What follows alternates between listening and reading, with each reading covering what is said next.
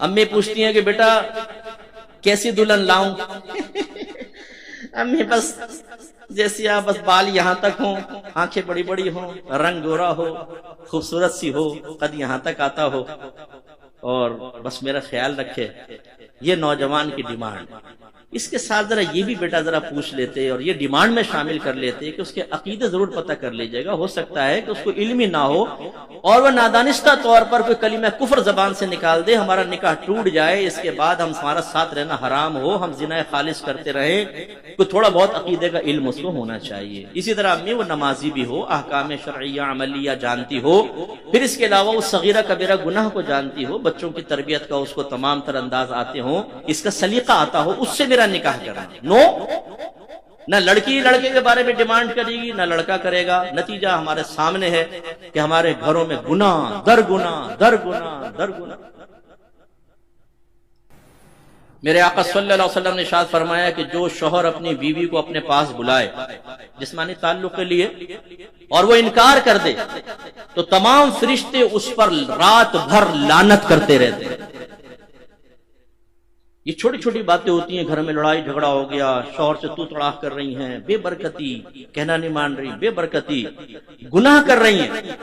شوہر باہر نکل گیا، انہوں نے سنبھال لی فیس بک اور یوٹیوب، اس میں الٹے سیدھے چیزیں دیکھنا، یہ کرنا وہ کرنا۔ اس سے گھر میں برکت پیدا ہوگی، بے برکتی پیدا ہوگی۔ پھر جب بے برکتی اپنا اثر دکھاتی ہے تو پھر وہ ہم جیسے یا جیسے علماء تشریف فرمائے سب کے ساتھ ایسا ہوتا کہ فون آیا، مفتی صاحب ذرا چیک کیجئے گا پتہ نہیں کس کمبخت نے جادو کروا دیا گھر پہ۔ اچھا آپ نماز پڑھتے ہیں؟ نہیں۔ روزہ رکھتے ہیں؟ نہیں۔ قرآن پاک کی تلاوت؟ نہیں۔ علم دین سیکھا ہے؟ نہیں۔ آپس میں گالی گلوچ تو چلتی ہوگی؟ جی ہاں، تھپڑ بھی مارتی ہوں میں تو۔ اچھا بچوں کی تربیت کی ہوگی؟ نہیں۔ شوہر سے بدتمیزی ہو، سینے پہ چڑھ چڑھ کے گفتگو، لیکن جادو کروا دیا کسی نے۔ بھائی کسی نے جادو نہیں کروایا، سب سے بڑے جادوگر آپ خود ہیں۔ گھر میں نحوست آپ نے پھیلائی ہوئی ہے۔ جب آپ علم نہیں سیکھتے ہیں، شریعت پہ نہیں چلتے ہیں، اپنے آپ کو عاشق رسول کہتے ہیں، لیکن جب نبی کریم کوئی حکم بیان فرمائے تو ہمارے چہروں کے زاویے بگڑ جاتے ہیں، ہمارا موڈ آف ہو جاتا ہے، ہم سرکار کے حکم کو چاہتے ہیں اپنے پشت کے پیچھے پھینک دیں، تو گھر میں برکت کیسے پیدا ہوگی؟ کسی نے جادو ٹونا نہیں کروایا، کسی کے پاس اتنا ٹائم نہیں ہے۔ میرے استاد محترم مفتی اشفاق رضوی صاحب رحمۃ اللہ علیہ، ایک دفعہ ہم یو کے میں سفر کر رہے تھے، مفتی صاحب کہنے لگے، مجھے بھی مفتی صاحب کہتے تھے حضرت صاحب عارضی میں، کہنے لگے مفتی صاحب لوگ کہتے ہیں کہ جی فلاں نے جادو کروا دیا، یہ جادو اتنا آسان نہیں ہوتا کہ کوئی کسی کے اوپر کرا دے، نہیں ہوتا جادو، اس کے لیے بڑی ریکوائرمنٹس ہوتی ہیں، بڑے مسائل ہوتے ہیں۔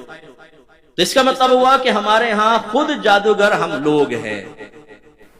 ایک باپ کو چاہیے کہ اپنی اولاد کو سمجھائے کہ بیٹا تم بالغ ہونے والے ہو، غسل کن کن چیزوں سے فرض ہوتا ہے، اور غسل کا طریقہ یہ ہے۔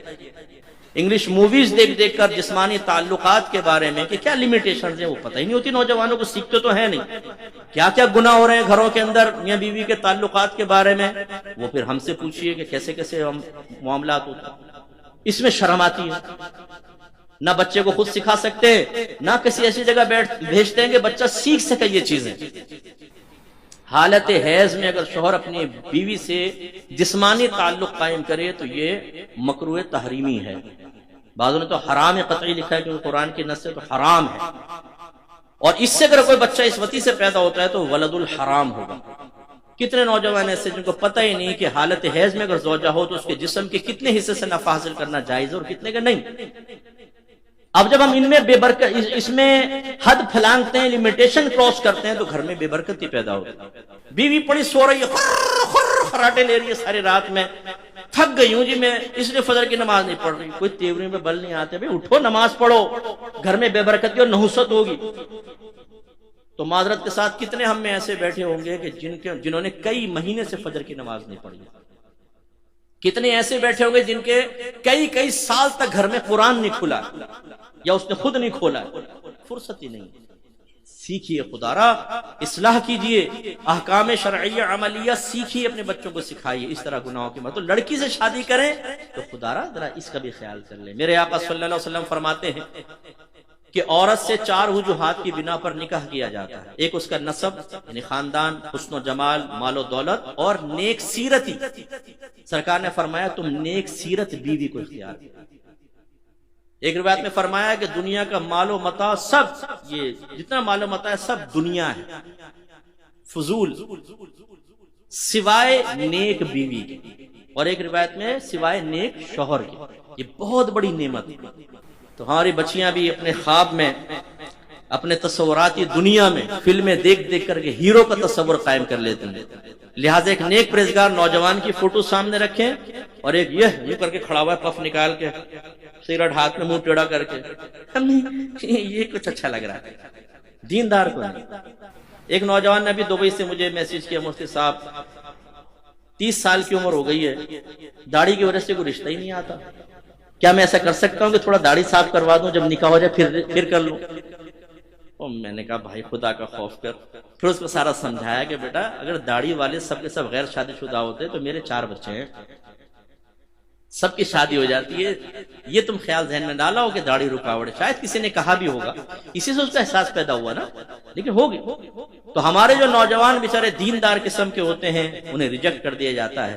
جو ہماری بچیاں پردہ کرتی ہوں، نماز پڑھتی ہوں، خاندان والے کہتے ہیں نہیں بھائی یہ برقعے والی بچی نہیں چاہیے، ہمیں تو ایسی لڑکی چاہیے. بڑی معذرت کے ساتھ میں لفظ کہہ رہا ہوں کہ جو بال کھول کر غیر مردوں کے پاس سامنے آئے، میک اپ کرے تو شوہر کے علاوہ سارے اس کو دیکھتے رہیں، اور اس کے بارے میں گندا سوچے، گندی بات کریں، گندے کمنٹس پاس کریں، ایسی بہو چاہیے.